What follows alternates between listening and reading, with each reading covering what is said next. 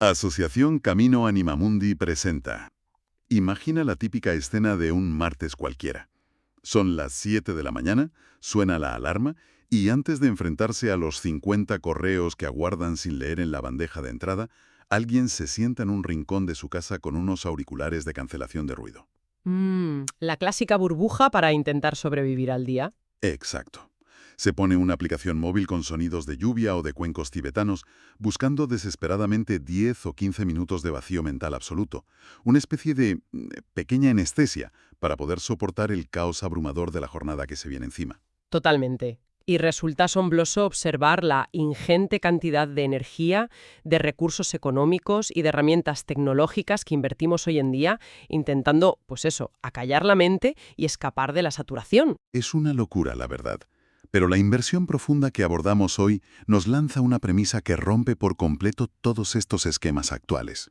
Hoy vamos a adentrarnos en la tercera conversación de un monje del siglo XVII, alguien conocido como el Hermano Lorenzo. Fíjate que es un documento fascinante. Y además es un texto muy centrado en los conceptos de fe y amor, pero desde una perspectiva que choca frontalmente con lo que entendemos hoy por espiritualidad. Y lo verdaderamente alucinante, y esto es clave para quienes nos escuchan, es que este documento no propone huir a una cueva en la montaña. Tampoco te dice que vacíes la mente mediante técnicas de meditación silenciosa, de esas de dejar la mente en blanco. Ya, no va por ahí en absoluto. Para nada.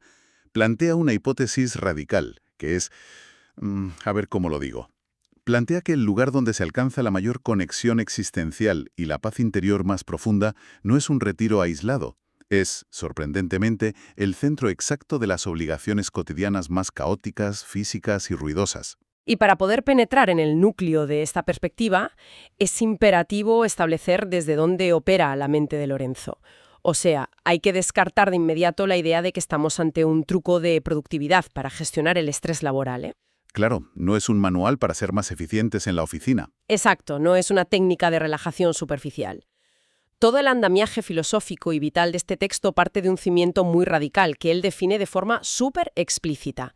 Él habla de la adquisición, mediante la fe, de una elevadísima valoración de Dios. Una valoración que supongo no es un simple sentimiento bonito de fin de semana. ¿Qué va? No se está refiriendo a una emoción estética o a un sentimiento reconfortante pasajero, de esos que van y vienen según te levantes ese día. Estamos hablando de un posicionamiento cognitivo y volitivo absoluto, algo que reestructura la realidad entera. O sea, un cambio de paradigma completo en la cabeza. Eso es. Una vez que este valor supremo se implanta como el único centro de gravedad inamovible, la tarea primordial pasa a ser el rechazo sistemático de cualquier otro pensamiento que intente competir con esa prioridad. Todo para proceder a hacerlo todo, absolutamente todo, movido por el amor. Madre mía, suena exigente. Lo es. Lo que transforma por completo el paradigma aquí es que no se busca un estado de pasividad mental o una especie de trance místico. Al contrario, es una reconfiguración total de la voluntad. Se trata de saturar la mente de una presencia continua. Intentando aterrizar un poco esa idea, esa reconfiguración de la voluntad de la que hablas, me viene a la cabeza la dinámica de afinar un instrumento complejo. Pongamos, no sé, un violín. Horas antes de salir al escenario e interpretar una sinfonía entera. Me gusta por dónde vas. A ver. Pues que el músico profesional no interrumpe el concierto constantemente para tensar y destensar las clavijas en medio de un movimiento rápido. Lo que hace es una labor previa. Busca esa nota perfecta, ajusta la tensión de la cuerda hasta alcanzar una afinación milimétrica. Que en el mapa conceptual del texto de Lorenzo equivaldría a esa elevadísima valoración inicial que decíamos. Exactamente. Y una vez que el instrumento resuena con precisión, el músico simplemente se entrega a la ejecución. Llegados a ese punto, pues resulta indiferente si la partitura del martes exige tocar una balada melancólica y suave o un pasaje increíblemente fiero y disonante. Ya. El instrumento ya alberga la disposición correcta para responder a lo que venga, ¿no? Eso es. Esa afinación previa es la fe fundacional, y la música resultante, con todos sus altibajos y sus roces, es el impacto directo con las exigencias de la vida diaria, sea fregar los platos o hacer una hoja de cálculo. Claro.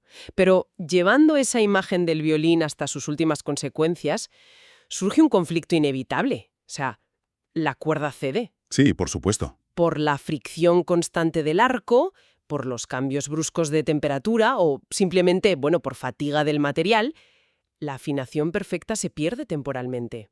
Fallamos. Y es precisamente en este escenario de imperfección donde el documento revela uno de sus mecanismos psicológicos más, diría yo, contraintuitivos. Porque Lorenzo aborda frontalmente la experiencia del fracaso personal. Él documenta sin tapujos esos intervalos en los que, atrapado por el fragor de sus deberes cotidianos en la cocina, pasaba cierto tiempo sin dedicar un solo pensamiento a esa divinidad que consideraba su centro. Se olvidaba. Y su reacción ante esta desconexión descoloca por completo la moralidad punitiva a la que estamos acostumbrados. O sea, no había rastro de autocastigo, no se sumergía en crisis de angustia existencial ni montaba un drama introspectivo de esos de estar días flagelándose. Nada de eso. Simplemente reconocía la situación, admitiendo lo que él catalogaba con tremenda naturalidad como este lamentable hecho, y reanudaba su atención de forma inmediata, pero operando desde una confianza aún mayor. Hay un retorno instantáneo y limpio, exento de autotortura. Esto a mí me parece que supone una colisión frontal contra los pilares de la psicología del rendimiento y la automejora en la que nadamos hoy en día. Ya lo creo. Vivimos en la cultura del castigo interno. Claro. En nuestra cultura contemporánea, el fallo en el sostenimiento de cualquier disciplina detona una maquinaria destructiva que es implacable. Imaginemos, por ejemplo, a alguien que decide instaurar un hábito de ejercicio matutino y lectura estricta, rollo superdisciplinado. El típico propósito de Año Nuevo. Eso es. Logra mantenerlo durante 2 semanas, y de repente un día apaga el despertador, no hace ejercicio, come mal, un desastre. La respuesta automática de la psique es una avalancha aplastante de culpa, una losa inmensa. Y esa culpa rara vez opera como un catalizador para rectificar al día siguiente. Más bien, funciona como un peso muerto que hunde toda la empresa. Te paraliza. Totalmente. La mente elabora un discurso letal. Te dice algo así como, ya he roto la racha, no tengo fuerza de voluntad, no sirvo para esto. Y eso conduce directamente al abandono definitivo de la práctica. O la distracción, no en una prueba de su inutilidad, sino en una plataforma que le obliga a ejercer un grado de confianza todavía más extremo. Pero ojo, requiere diseccionar la naturaleza misma de esa culpa para entenderlo. A ver, explícame eso. Porque la culpa parece algo muy natural, casi moralmente exigible hoy en día si fallas. Pues cuando se examina la tensión del remordimiento constante a través de la óptica de este documento, aflora una realidad psicológica profundamente incómoda. Lorenzo veía que esa culpa neurótica, esa tendencia a machacarse mentalmente y regodearse en la frustración por haber perdido la atención, escondía algo oscuro. Algo oscuro. ¿El qué? Esconde bajo su apariencia de falsa humildad una manifestación finísima de orgullo. O sea, pura vanidad camuflada de arrepentimiento. Espera. Reconozco que catalogar la culpa como un acto de orgullo suena súper contradictorio a primera vista.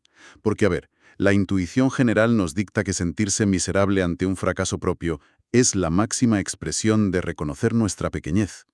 ¿Dónde radica el orgullo en sentirse mal por no dar la talla? Pues radica en las expectativas previas no confesadas. Esa frustración desorbitada presupone, en el fondo, que el individuo creía firmemente albergar la capacidad de mantener una perfección constante por sus propios medios, ya sean atléticos, intelectuales o espirituales. Fíjate, nunca lo había pensado así. O sea, te enfadas porque te creías mejor de lo que eres. Exacto.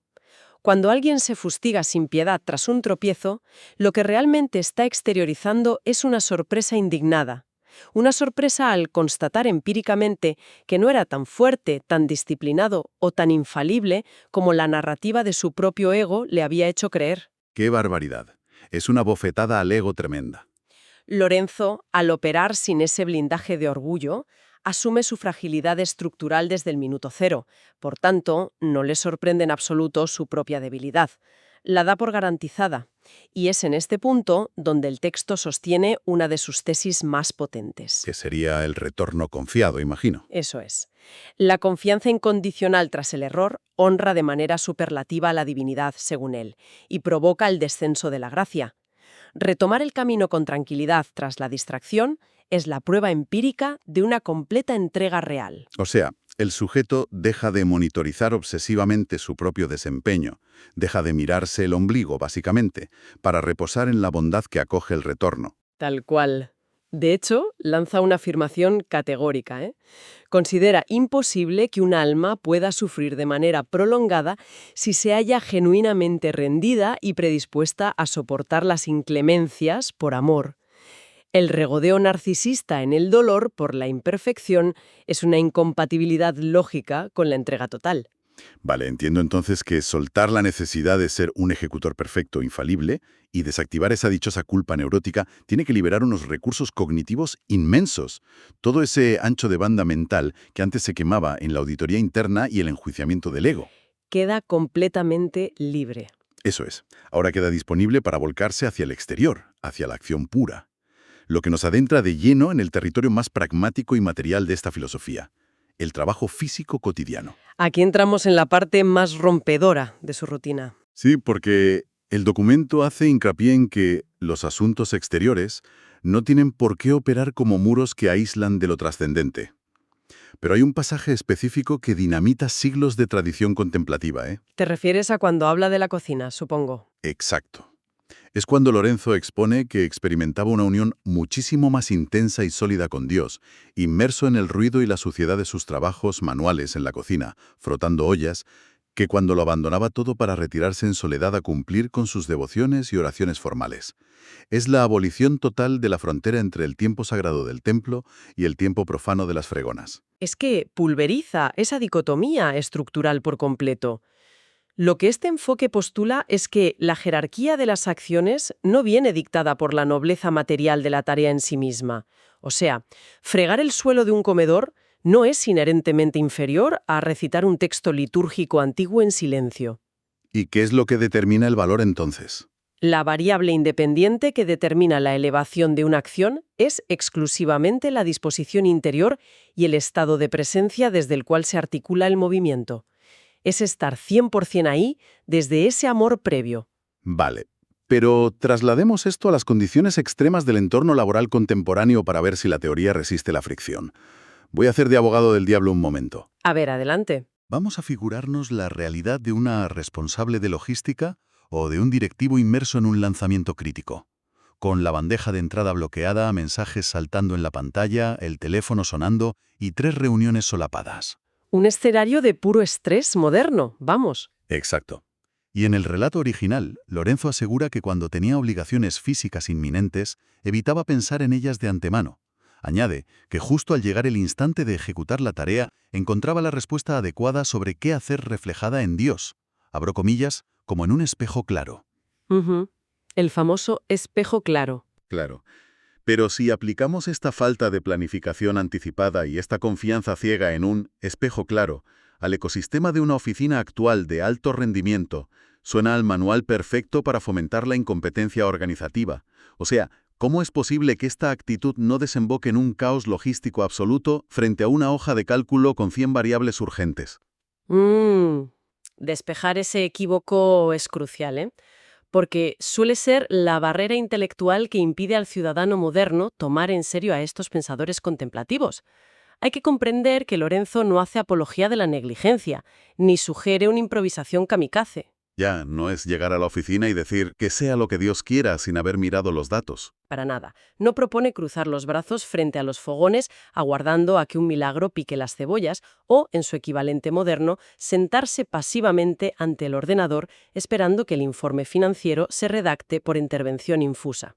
Entonces, ¿a qué se refiere exactamente con lo del espejo claro y no pensar de antemano? Lo que articula, bajo la metáfora del espejo, es la descripción de un estado de hiperpresencia operativa llevada a su máxima expresión. Cuando alude a encontrar las respuestas como en un espejo claro, está documentando la erradicación total del ruido parasitario que habitualmente enreda nuestra eficiencia. Supongo que ese ruido parasitario es el monólogo interno incesante. Esa voz que, mientras redactas una respuesta a un cliente enfadado, está simultáneamente calculando el tiempo que falta para la próxima reunión, temiendo la repercusión de lo que escribes y a la vez arrepintiéndose de no haber enviado ese correo hace 3 días. Precisamente. Esa es la arquitectura típica de la mente fragmentada, que todos sufrimos. Al abordar un quehacer, destinamos apenas una fracción mínima de nuestra capacidad intelectual a la tarea mecánica en sí. Mientras, el grueso del procesamiento cognitivo está secuestrado gestionando la ansiedad por los resultados futuros, la culpa por los errores pasados y el pánico ante el juicio del jefe. Y claro, con la mente así de dividida, la eficiencia cae en picado y el agotamiento se dispara. Eso es, esa fragmentación es lo que empaña el espejo y vuelve opacas nuestras decisiones, haciendo que el trabajo resulte agónico. Por el contrario, el texto sostiene que cuando el individuo opera anclado en un recuerdo fresco de esa divinidad, sostenido por ese amor inicial del que hablábamos, la psique se integra. Todas las potencias de la mente convergen en un solo punto. O sea, si la demanda del instante presente exige, de hecho, diseñar una planificación estratégica para el próximo trimestre, pues esa planificación se aborda con una lucidez clínica, libre de los apegos y los terrores del ego. Exactamente. La decisión acertada broca con fluidez, porque el cristal de la conciencia no está manchado por el miedo a fracasar. Esto infunda a las labores más rutinarias, repetitivas e invisibles de la economía diaria una densidad existencial sobrecogedora. ¿Te cambia la forma de ver el trabajo ordinario por completo? Significa que auditar un balance o atender el mostrador de quejas de un centro comercial, si se ejecuta desde esta presencia pura e indivisa, ostenta un rango contemplativo potencialmente superior al éxtasis místico aislado del mundo. Es muy fuerte si lo piensas. Es fascinante, la verdad, ver cómo una fórmula basada en un principio tan elemental encierra el potencial para desactivar nuestro colapso crónico. Y sin embargo, existe una propensión innata en nosotros a desconfiar de lo simple. Siempre vamos a buscar refugio en enredos y sofisticaciones interminables. Nos encanta complicarnos la vida, con métodos. Totalmente. De hecho, Lorenzo lanza dardos bastante afilados contra aquellos contemporáneos suyos que se aferraban convulsivamente a lo que etiqueta como penitencias y ejercicios particulares. Señala la miopía de obsesionarse con el rigor de la metodología, olvidando por completo el amor subyacente que debería motivarla. Lo cual inevitablemente desemboca en una estructura vacía, claro. Una espiritualidad carente de virtudes tangibles en el día a día. Exacto. Y él sentencia que para transitar este camino no es necesario poseer ni arte ni ciencia.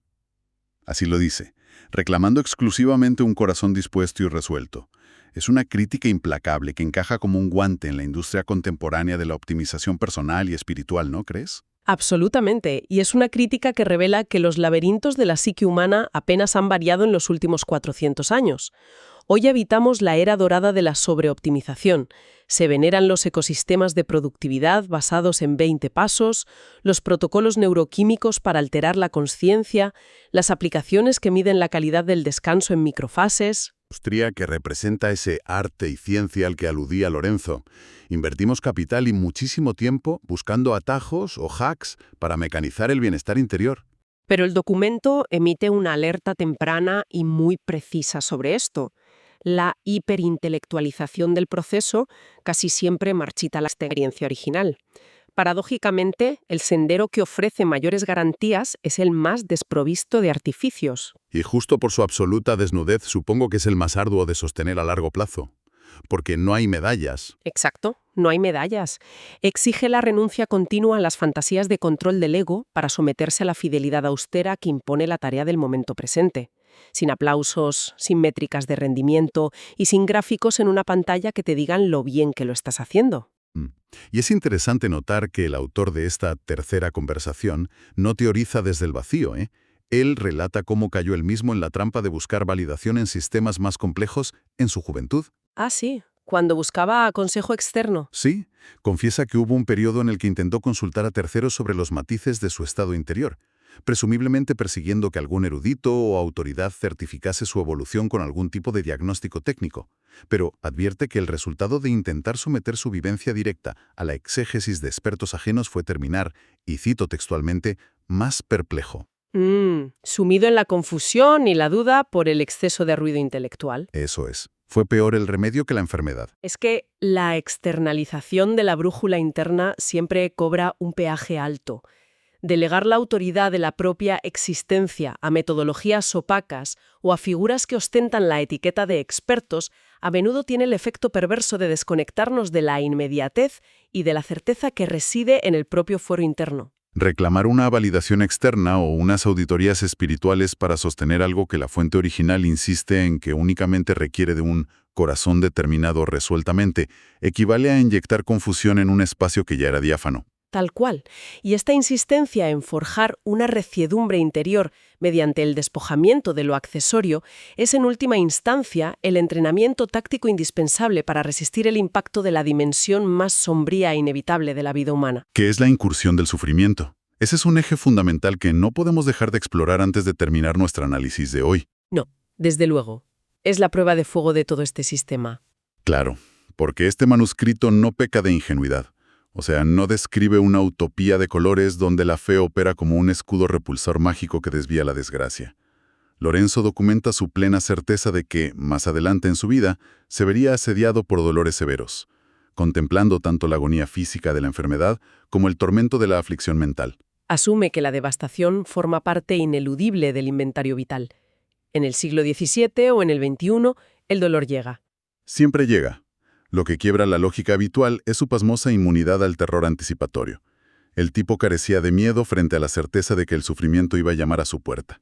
Y cualquiera que lo escuche se plantea, a ver, ¿desde qué marco conceptual se puede generar semejante fortaleza para contemplar el dolor futuro sin que la ansiedad destruya tu presente? Pues esa inmunidad al pánico se deriva orgánicamente de la jerarquía de valores que él ha instaurado desde el inicio de su reconfiguración volitiva.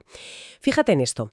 Si observamos los miedos estandarizados de la población, el abismo más aterrador suele ser el deterioro físico, la pérdida del estatus social o la ruina económica, ¿verdad? Sí, claro. Perder el trabajo, la salud, la posición. Pues para Lorenzo, en cambio, la única hecatombe real, la única pérdida con categoría de catástrofe absoluta, habría sido la amputación de ese sentido íntimo de la divinidad que constituía el oxígeno de su psique. O sea, como él ya había depositado todo su valor en algo inalterable, lo demás perdía fuerza aterradora. Exacto.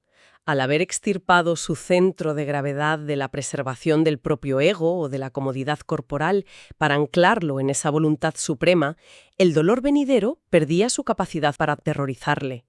Dejaba de ser una amenaza letal contra su identidad, para convertirse en una circunstancia más del paisaje material.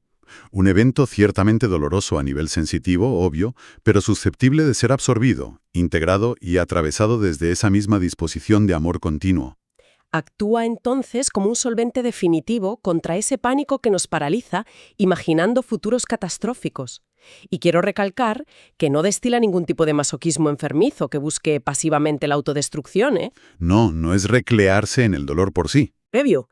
El texto subraya que, apoyado en una convicción inquebrantable sobre la benevolencia del diseño que rige la existencia, él albergaba la certeza de que le sería suministrada la capacidad de resistencia exacta y proporcional para encajar cualquier adversidad extrema. Manifestándose esa fuerza justo en el instante en que el mal hiciera acto de presencia, ni un minuto antes ni un minuto después. Poseer esa garantía disipa por completo las nieblas del terror psicológico frente a la incertidumbre.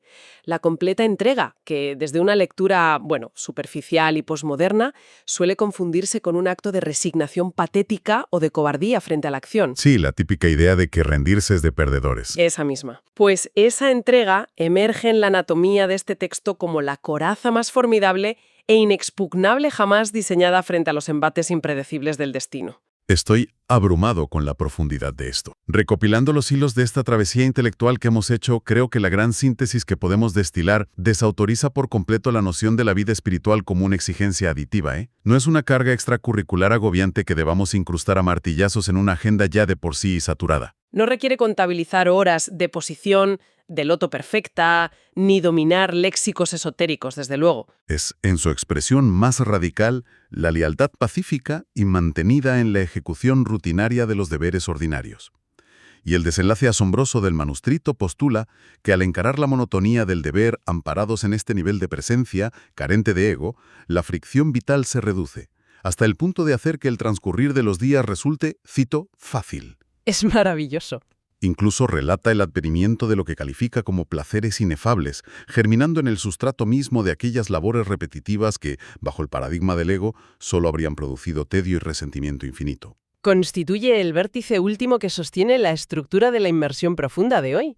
Fíjate que este sistema de pensamiento no coacciona al individuo para que dimita de sus deberes civiles, ni promueve el aislamiento social, ni incentiva la huida cobarde de los requerimientos profesionales de cada uno. No te dice que te vayas a vivir al bosque y abandones todo. Para nada. La propuesta exige una operación mucho más sutil, quirúrgica y silenciosa.